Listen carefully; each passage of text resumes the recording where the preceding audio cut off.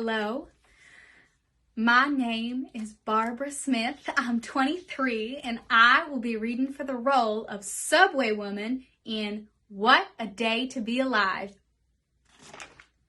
Emily, don't stop watching this. Don't shut this off. Give me a chance. Please give me one more chance. There's something about Cedric that you don't know that you have to know. And I know that I have said that before, but this time it's for real. Also, I am almost 100% sure that it is illegal for a casting director to not watch the entirety of an audition video because that would be prejudice, and prejudice is not allowed in Hollywood the last time I checked. So, if you don't watch all of this, not only are you breaking the law, you are also not doing your job. So, all that I ask for is you hear me out. Do you know how hard it was to get this audition? I had to call my sister's cousin's brother who works at Miramax and figure out what movie you're working on, and then I asked him if I could just submit an audition. But he said to submit an audition tape, you need to have an agent. So I went out and I got an agent, and then I paid that agent $10,000 to get me this audition, and this audition alone under a pseudonym, just because I knew it was the only hope of getting you to listen to me. That's how much I care. And I know that you think I'm crazy. And I know that I have acted in crazy ways in the past. I acknowledge that. I have crossed boundaries. I am so sorry for the night with the hot tub and the machete. I was out of control. And I want you to know that I know that I was out of control. And when you said to me to go fuck myself and to never ever speak to you again, I heard that. And I deserved that. I really deserved that.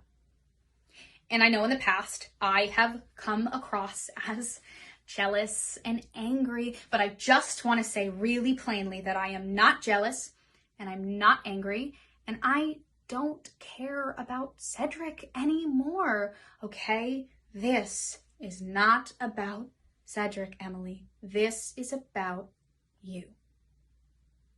I am trying to help you because you're making a mistake. And I know you don't think so, but you are. And I can't stand by and watch another woman make a mistake. And you're not just any woman, Emily. You are a great woman. I mean that. I hope you don't think I'm creepy, but I Googled you once or twice. I mean, obviously I've Googled you. You've probably Googled me too. It's 2020. We all Google each other sometimes. What am I talking about? But when I did, I found the most striking poem that you had written. It was the one about your experience as an adult flat-chested woman. Anyway, this poem was so moving to me. It was so truthful that I really felt that so many women out there could relate to your experience. I mean, obviously I'm not flat-chested. I've been blessed with what many people have called the pretty much perfect breasts, but in reading your poem, I was taken back to 7th and 8th grade when I was flat-chested, you know? Your poem really sent me there. And it also made me realize how similar we are as women. I mean, we think of each other as totally separate. You're his new girlfriend, I'm his old girlfriend. I'm a loose cannon and you're everything I'm not. But, I mean, really, we're the same.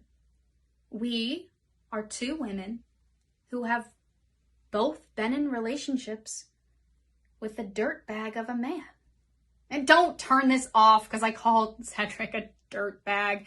If you've made it this far, everything will make sense soon. Just keep watching, okay? But the truth is, Emily, Cedric is an asshole. And I know you don't see that because of how in love with him you are, but it's the truth. But this isn't even about that. This is about the fact that he... You see, Emily, it's hard for me to talk about. And I want you to know you are the first person, apart from my therapist and 5 of my closest friends, who's hearing this.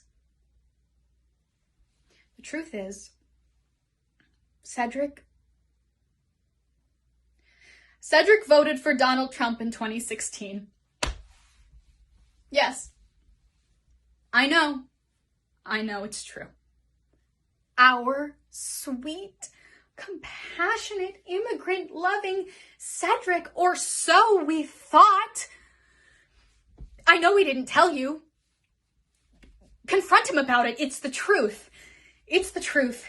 And you and I cannot be with a man who votes for Donald Trump.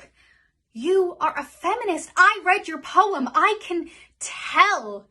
And feminists like us cannot date men like that.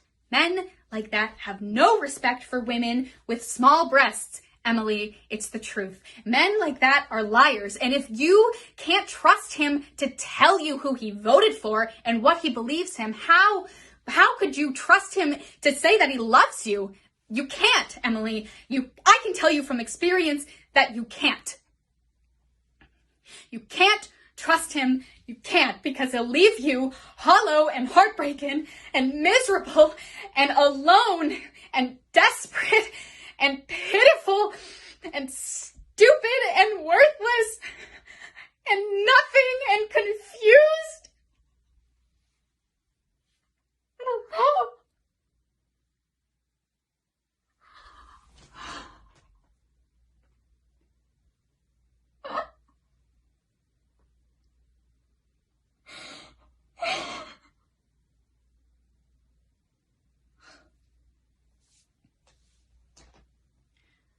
God, get it together.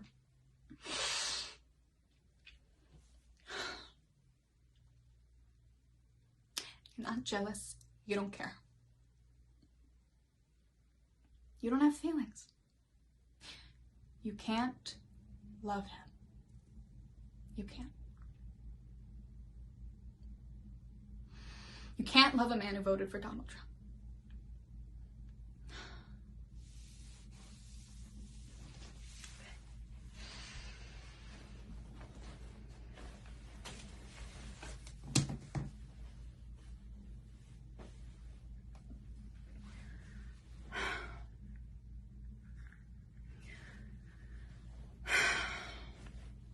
Take 23.